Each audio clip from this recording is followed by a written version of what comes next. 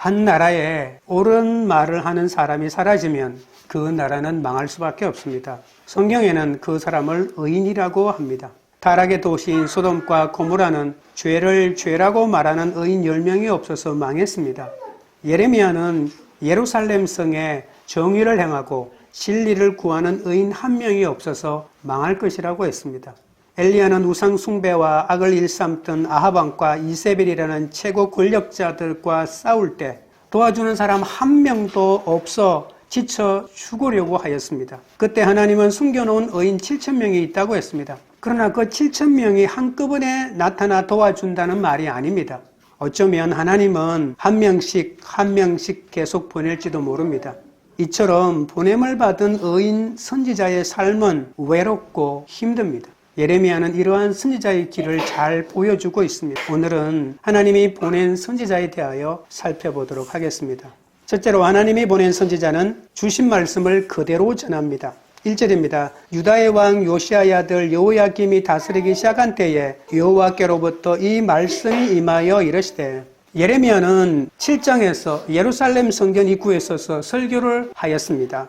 26장은 그 성전 설교의 배경과 내용을 보충해 주죠. 예레미야가 이 설교를 할 때는 여호야김이 왕이 된 지 1년이 되지 않은 때였습니다. 주전 608년 무렵입니다. 여호야김의 아버지는 요시야 왕입니다. 그런데 이 왕이 한참 나라를 개혁해 나가던 때에 머깃도에서 애굽 군대에 의해서 죽고 맙니다. 요시야는 므낫세의 손자이자 8살 때에 왕이 되어 완벽하게 선한 왕으로 극찬을 받은 왕이거든요. 다윗도 밧세바 간통과 인구조사로 죄를 지었고, 솔로몬도 말년에 이방 첩들을 통해 이방 종교를 받아들였고, 종교개혁으로 좋은 평가를 들었던 히스기야조차도 외국에 부를 자랑하는 바람에 하나님에게 심한 꾸중을 듣지 않았습니까? 하지만 요시야만큼은 부정적인 평가가 없는 유일한 왕입니다. 그런데 이런 요시야가 31년 동안 왕으로 있으면서 온갖 하나님이 기뻐하는 계획을 단행했는데 허무하게 죽어버리자 유다의 국원은 하루아침에 기울고 말았습니다. 요시야가 죽자 둘째 아들 여호아하스가 왕이 되었지만 3개월 만에 애굽으로 잡혀가 죽었고, 다음으로 첫째 아들 여호야김이 왕이 되어 11년간을 다스리게 됩니다. 한치 앞을 내다볼 수 없는 풍전등화와 같은 암담한 시절에 예레미야에게 하나님의 말씀이 임한 것입니다. 하나님은 이토록 위기의 순간에 당신의 종을 보내사 당신의 말씀을 전하게 하셔서 위로하게 하시고 어디로 가야 할지 알게 하시고 그 고통과 난관을 뚫고 나가도록 인도하신다는 것이죠. 2절입니다. 여호와께서 이와 같이 말씀하시니라. 나는 여호와의 성전뜰에 서서 유다 모든 성읍에서 여호와의 성전에 와서 예배하는 자에게 내가 내게 명령하여 이르게 한 모든 말을 전하되 한마디도 감하지 말라. 유다에 많은 성읍이 있지만 사람들은 예루살렘 성전에 와야만 예배를 드릴 수 있었습니다. 요시야 왕이 종교 개혁을 하면서 예루살렘 성전만 남겨두고 전국에 있는 성소는 모두 폐쇄해버렸습니다. 전국의 산당에서 온갖 우상 숭배와 비리가 행해졌기 때문입니다. 그래서 예루살렘 성전만이 합법적인 유일한 국가 성전이 된 것이죠. 백성들이 하나님과 만나는 장소는 예루살렘 성전밖에 없었습니다. 그래서 유다의 모든 성읍에서 사람들이 성전으로 예배드리러 몰려들었는데 아마도 이날은 특별한 유다의 절기였을 겁니다. 이스라엘의 모든 남자는 1년에 3번씩 성전에 반드시 순례해야 되지 않습니까? 우리나라로 치면 추석 같은 명절인 초막절 순례 축제 때 예레미야는 성전 앞에서 하나님의 말씀을 선포한 것이죠. 예레미야는 자신의 선포에 엄청난 반대가 있을 것이라는 것을 짐작했습니다. 그렇기 때문에 주신 말씀을 대충 전하자 유혹이 얼마나 강하게 일어났겠습니까? 그러나 하나님은 단호하게 한마디도 감하지 말라고 하셨습니다. 선지자가 듣는 사람이 싫어할 것이라고 말씀을 제대로 전하지 못하면 그 책임은 선지자가 다 져야 합니다. 자녀가 듣기 싫어한다고 바르게 훈육하지 않는다면 어떻게 되겠습니까? 잘못을 잘못이라고 야단치지 않으면 어린 자녀는 그것이 옳은 것이라고 여길 것입니다. 사람은 자기가 듣고 싶은 말만 듣는 경향이 강합니다. 그러니 제대로 알아들을 때까지 계속 말해야 하죠. 하나님은 죄를 짓고 잘못된 길을 가는 유다를 바른 길로 인도하고 싶었습니다. 그래서 제사장을 비롯한 종교 지도자를 세웠는데 이들은 권력의 편에 서서 눈치만 보고 있고 바른 말 한마디도 못합니다. 왕이 어떤 생각을 가지고 있지, 왕이 어떤 마음을 가지고 있지, 그것만 살핍니다. 그래서 제도권 선지자가 아닌 자신이 직접 세운 예레미야를 보낸 것입니다. 그런데 이 예레미야마저 권력의 눈치를 보고 말씀을 제대로 전하지 못한다면, 심판과 죄를 말하지 않고 정권이 듣기 좋은 말만 한다면 어떻게 되겠습니까? 그것이야말로 국가의 구원을 완전히 잃어버리는 비극 중의 비극 아니겠습니까? 3절입니다. 그들이 듣고 혹시 각각 그 악한 길에서 돌아오리라. 그리하면 내가 그들의 악행으로 말미암아 그들에게 재앙을 내리려 하던 뜻을 돌이키리라. 예루살렘 성전으로 몰려든 백성들은 성전 입구에서 성전을 향해 여호와의 성전이라, 여호와의 성전이라, 여호와의 성전이라고 열광적으로 소리치면서 나는 평생 이 성전을 위하여 헌신하고 살겠다, 내 재산 다 드리겠다, 이렇게 하면서 맹세를 퍼부었습니다. 하나님께 예배드릴 곳이 이곳밖에 없으니 얼마나 귀하겠습니까? 내가 저 성전에 보석 하나라도 받고 벽돌 한 장이라도 올리겠다는 것이 그들의 신앙이라고 가르침을 받았기 때문에 그들의 온 힘을 다하여 성전을 꾸미는데 바치고 싶었습니다. 하나님이 계시는 예루살렘 성전보다 안전한 곳은 없다고 생각했습니다. 그런데 예레미야가 성전 입구에서 이 집이 여호와의 성전이라고 하는 말은 거짓말이다라고 말했던 것입니다. 거짓말은 히브리어로 세케르입니다. 여러분, 이 세케르는 예레미야에서 굉장히 중요한 단어입니다. 구약 성경에서 119번 나타났는데 그 가운데 예레미야에서 37번이나 가장 많이 나타납니다. 두 번째 많이 나타난 것이 시편에서 24번, 잠언에서 20번, 이사야에서 8번 나타나는데 압도적으로 예레미야에서 많이 나타납니다. 그 이유가 무엇일까요? 예레미야는 거짓된 종교의 민낯을 주저하지 않고 완전히 드러낸 것이죠.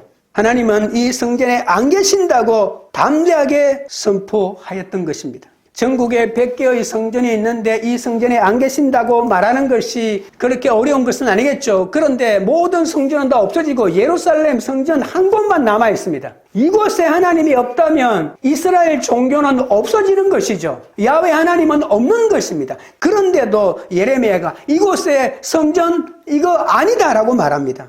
하나님의 임재가 없다면 아무리 화려하게 장식하고 온갖 보석으로 치장해도 성전이 아니라 부동산에 불과하고 상가 건물에 불과한 것입니다.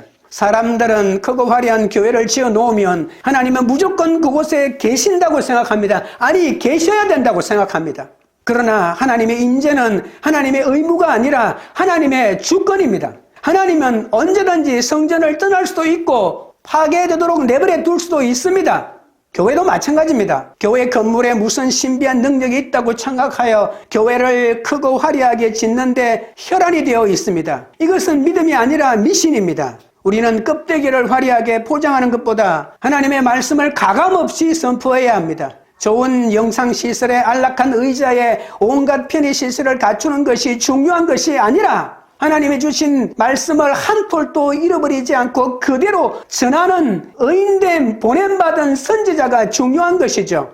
교회의 말씀을 제대로 전하는 선지자가 없는데 최고의 편의시설과 편의를 갖춘들 무슨 소용이 있습니까? 하나님의 말씀을 가감없이 전하는 하나님이 보낸 선지자가 이 혼란한 시대에는 너무나도 절실한 문제입니다.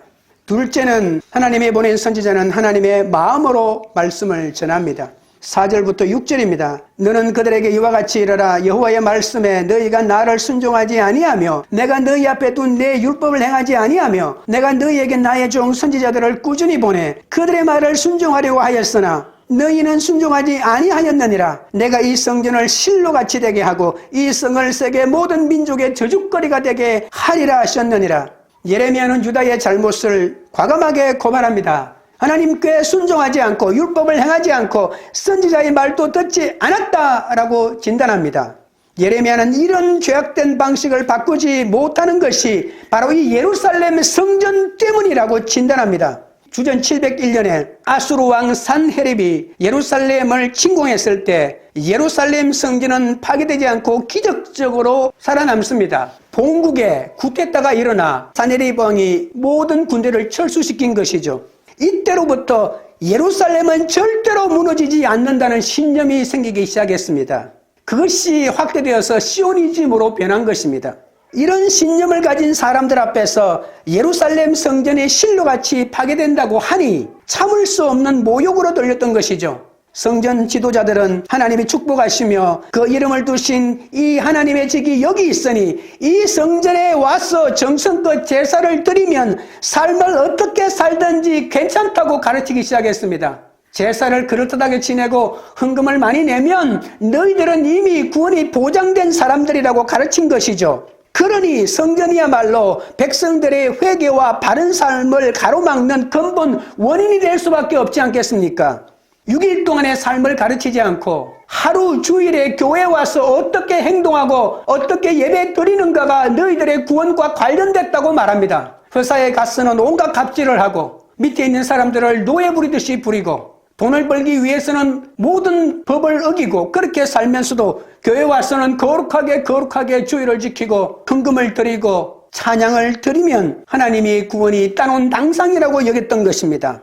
우상 숭배하지 않고 열심히 교회 출석하고 성경 보고 기도하고 전도하는 삶이 교회에서 요구하는 성도의 삶 아닙니까?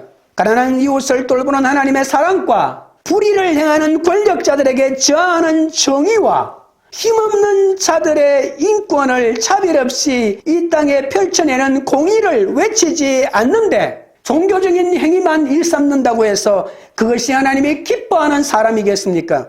종교적인 행위를 아무리 거대하게 한다고 해도 죽은 종교일 뿐이고 그 종교는 사회에 버림받을 것입니다. 종교의식에만 충실하고 이웃과 사회에 무관심한다면 이것이야말로 우상숭배입니다. 하나님은 유다가 심판을 피할 수 있도록 여러 차례 기회를 주었습니다. 직접 말씀도 하시고 율법도 주셨고 선지자들을 쉼없이 보냈습니다. 그런데도 듣지 않습니다. 그래도 마지막으로 예레미야를 보내 회복의 길을 제시합니다. 그러니 성전 설교는 심판이 아니라 마지막 회개의 기회를 주시는 하나님의 마음이라는 것입니다. 7절 8절입니다. 예레미야가 여호와의 성전에서 이 말을 하매 제사장들과 선지자들과 모든 백성이 듣더라. 예레미야가 여호와께서 명령하신 말씀을 모든 백성에게 전하기를 마침에 제사장들과 선지자들과 모든 백성이 그를 붙잡고 이르되 내가 반드시 죽어야 하리라. 제사장들과 선지자들은 성전에서 제사 업무를 담당하고 백성들은 제사를 드리기 위해 모인 회중들 아닙니까? 그들은 예레미야의 선포를 받아들이기 너무나도 힘들었습니다. 그런데도 예레미야는 하나님이 명령하신 말씀을 모두 전합니다. 내 말을 듣기 싫어하는 사람들 앞에서 하나님의 말씀을 가감하지 않고 그대로 하나님의 마음으로 전한다는 것이 얼마나 어려운 줄 모릅니다. 예식장에서 주례할 때 말씀을 전할 때 예수 안 믿는 사람이 태반이고 두들고 시끄러운데도 말씀을 전하는 것이 힘든데 아예 내 말에 대하여 저놈을 죽여버리겠다고 마음먹은 사람들에게 말씀을 전한다는 것이 얼마나 힘들겠습니까? 예레미야도 사람인지라 말씀을 선포하는 순간 권력의 표적이 될 것이기 때문에 얼마나 마음이 안 좋았고 주저했을까요? 심판의 강도를 조금 낮출까? 조금 축소할까? 라고 하는 유혹도 들어왔을 것입니다. 하지만 어떻게 하나님이 주신 말씀을 자기 편한 대로 바꿀 수 있겠습니까?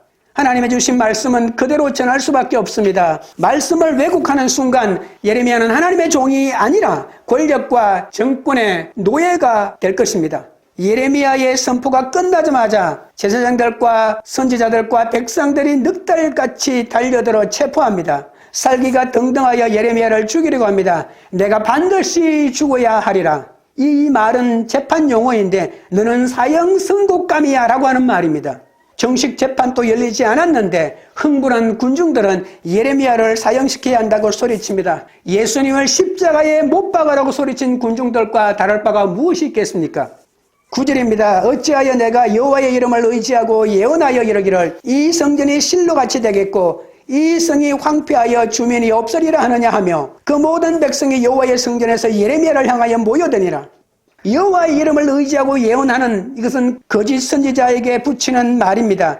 그런데 예레미야를 이렇게 지칭하면서 이는 이단 사임비 교주다라고 말하는 것이죠.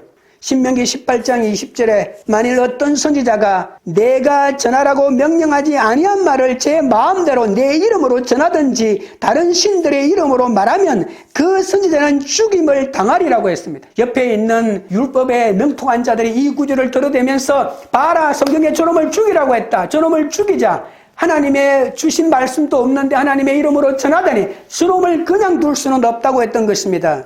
예레미야에게 적대감을 가진 사람들이 예레미야 주위로 몰려듭니다. 예루살렘 성전에서 성전을 모독하고 있으니 백성들의 분노가 하늘을 찌르고 있습니다.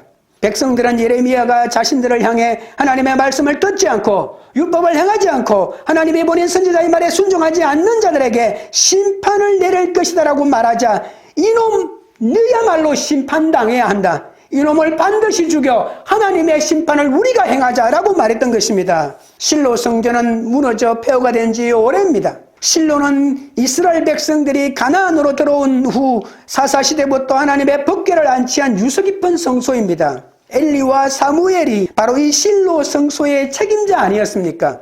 그런 성소가 이스라엘의 죄악으로 완전히 파괴되었다는 것이죠.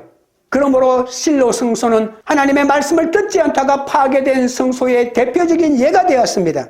그런데 하나님의 말씀대로 살아갈 생각은 전혀 없으면서 예루살렘 성전에 와서는 어떤 조건도 하나님의 계신 이곳은 무너뜨리지 못한다고 하는 거짓 안전의식을 믿고 있으니 이것은 믿음이 아니고 미신이라고 말하지 않았습니까? 이 미신에 사로잡힌 사람들이 여기에 와서 예배를 드리고 찬양을 드리고 소리를 치고 헌금을 하면 그들의 어떤 삶을 살든지 구원은 따놓은 당상이라고 여겼다고 말하지 않았습니까? 당신의 이름을 두신 실로도 말씀대로 살지 않으면 완전히 멸망시키는 분이 바로 하나님이십니다.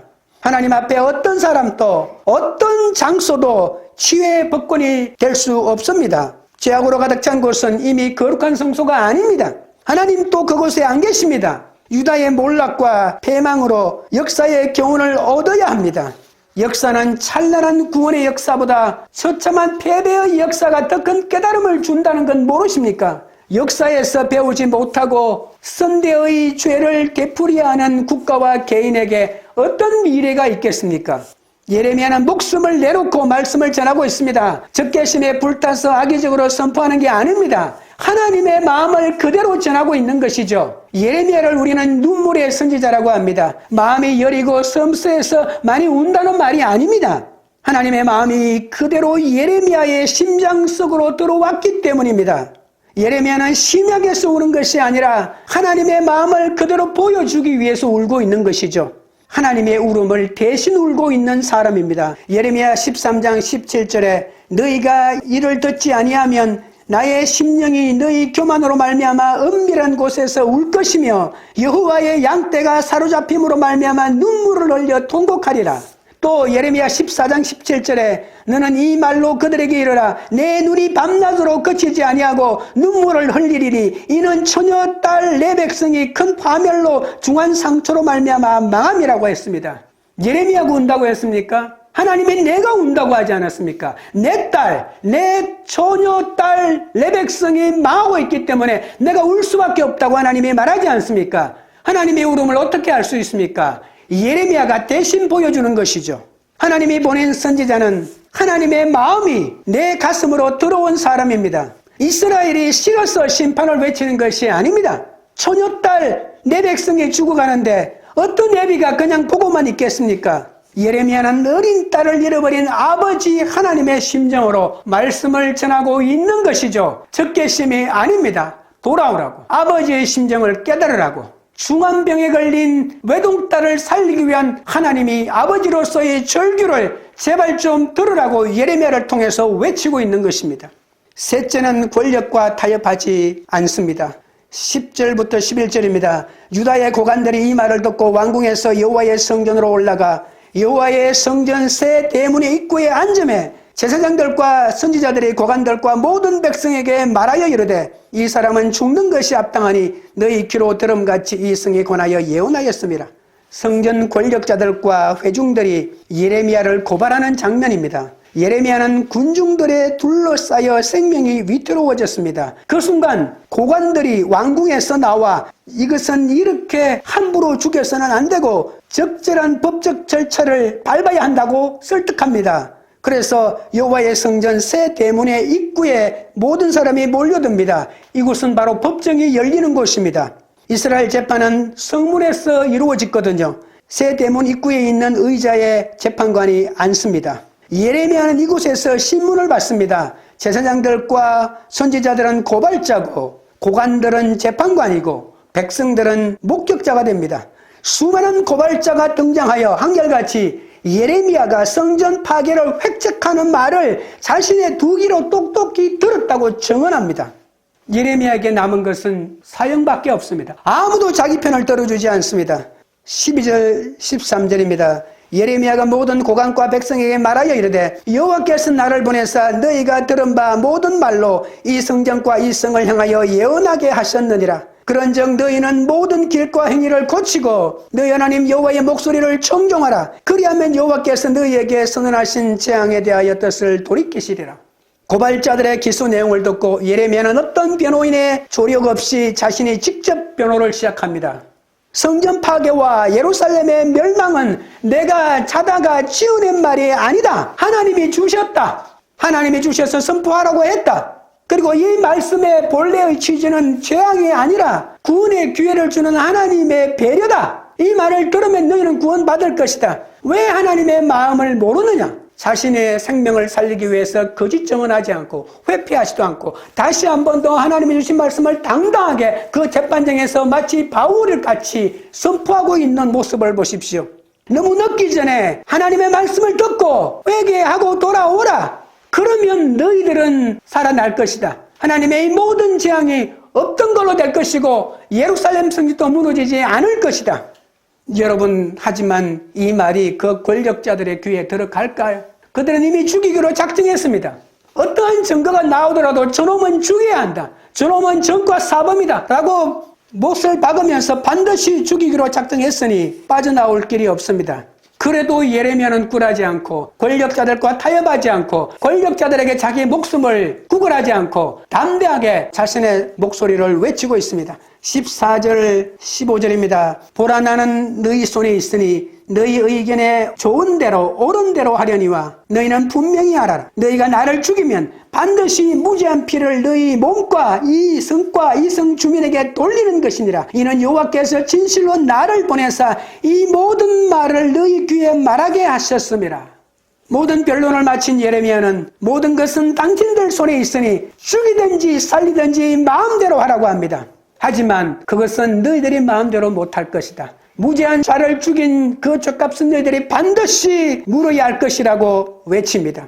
하나님이 주신 기업의 땅에서 죄 없는 사람을 죽여서는 안 된다고 말합니다. 나는 하나님이 주신 말씀을 그대로 선포하는, 온전히 선포하는 하나님의 종이지 악감정을 가지고 너희를 저주하는 미친놈이 아니다라고 말하는 것이죠. 예레미야가 자기가 살기 위해 하나님이 주신 말씀이 아니라 청중들이 듣기 좋은 말을 하면 자기도 죽고 회중도 죽고 말 것입니다. 예레미야는 살기 위해 구차한 변명을 하지 않습니다. 예레미야의 사명은 말씀이 들리지 않는 유다 백성들을 끝까지 깨우치게 하는 것이거든요. 아무리 큰 죄악을 저질렀다고 해도 아직 마지막 기회는 있습니다. 그 기회가 사라지기 전에 붙잡아야 합니다. 권력자들은 조금이라도 자신들이 듣기 싫은 말을 하는 사람들을 그냥 두지 않습니다. 성전에서 온갖 권력을 휘두르는 자신들의 기득권에 도전하는 자는 모조리 죽여 꼰대를 보이고자 했던 것이죠. 그들은 예레미야를 사형시켜 누구도 자신들의 기득권과 권력에 도전하지 못하도록 본보기로 보이고 싶었습니다. 하지만 권력자들이 아무리 법치의 이름으로 계획을 막고 이단으로 몰아 죽여도 사랑과 정의와 공의를 땅에 행하는 하나님을 막을 수가 있겠습니까? 하나님은 끊임없이 진실한 선지자를 보내시기 때문입니다. 한 사람이 죽으면 또 한 사람을 보내고 그 사람이 죽으면 또 다른 사람을 보내고 끝도 없이 이 의로운 사명을 감당하기로 작정한 7,000명을 보내고 또 보낼 것입니다. 하나님의 품에는 7,000명이 기다리고 있습니다. 주여 나를 보내주소서라고 작정하는 사람들이 한 사람이 죽으면 그 사람의 죽음을 보고 다시 일어날 것입니다. 그 사람이 죽지 않고 편안하게 살면 나도 권력에 빌부터 잘 살아볼까 하겠지만, 의인이 죽어가는 모습을 보고 벌떼같이 평범한 사람들도 의인으로 둔갑하여 일어나고 헌신하며 세워질 것입니다. 예수 그리스도 한 사람의 십자가의 죽음으로 수많은 헌신자들이 세워지지 않았습니까? 이것이 우리의 사명입니다. 시대가 암울하고 어두울수록 하나님은 안 계신 것 같이 느껴질 때 끊임없이 의인들을 세우고 보내시는 하나님을 바라보아야 합니다. 35년 동안 일제강점기를 살면서 이 나라가 얼마나 암울하고 침울했습니까? 그러나 하나님이 끊임없이 의병들을 세워서 이 땅의 독립을 위하여 싸우고 목숨을 버리게 하지 않았습니까? 그들의 대가가 있었기 때문에 지금 독립국가를 맛보고 있는 것 아니겠습니까? 오늘도 하나님은 하나님의 사랑과 정의와 공의를 향하는 보냄받은 선지자로 나를 부르고 계십니다. 그 소리를 들을 수 있어야 합니다. 우리 모두 이 하나님의 부르심에 주여 내가 여기 있사오니 나를 보내소서라고 하면서 그 부르심에 일어서지 않겠습니까? 말씀을 맺겠습니다. 하나님이 보낸 선지자는 주신 말씀을 그대로 전합니다. 선지자가 듣는 사람이 싫어할 것이라고 말씀을 제대로 전하지 못하고 듣기 좋은 말만 하면 구원은 어떤 사람에게도 미치지 못합니다. 교회 건물에 무슨 신비한 능력이 있는 것이 아니라고 했습니다. 하나님이 주신 말씀을 한 톨도 잃어버리지 않고 그대로 전하는 선지자가 이 혼란한 시대를 살릴 것입니다.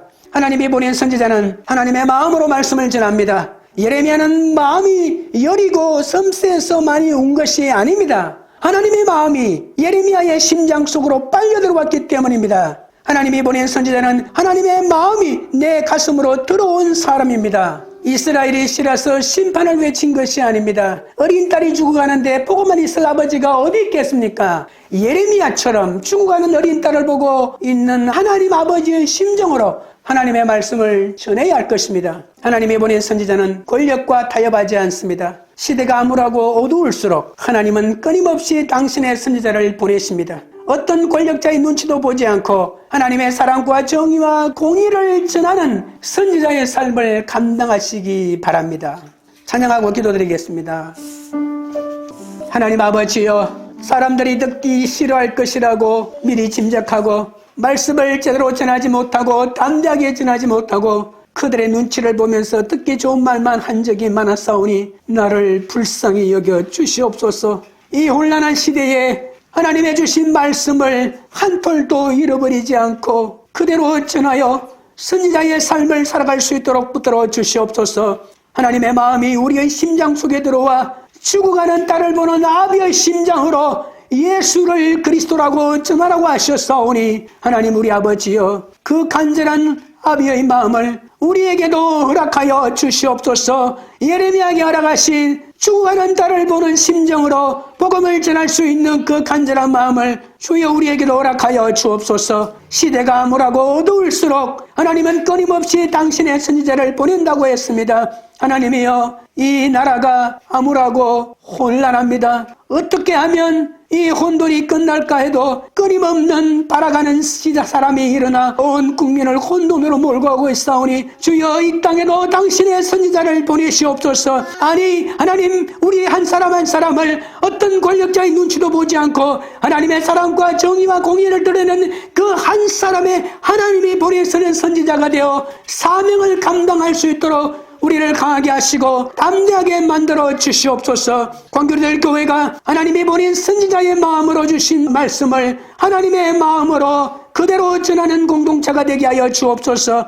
예수를 거부하는 어떤 권력과도 타협하지 않고 그들의 구원을 위해 눈물로 하나님의 주신 말씀을 그대로 전하여 이 땅을 살리고 열방도 살리는 그런 교회가 될 수 있도록 역사하여 주시옵소서. 예수 그리스도 이름으로 기도드리옵나이다.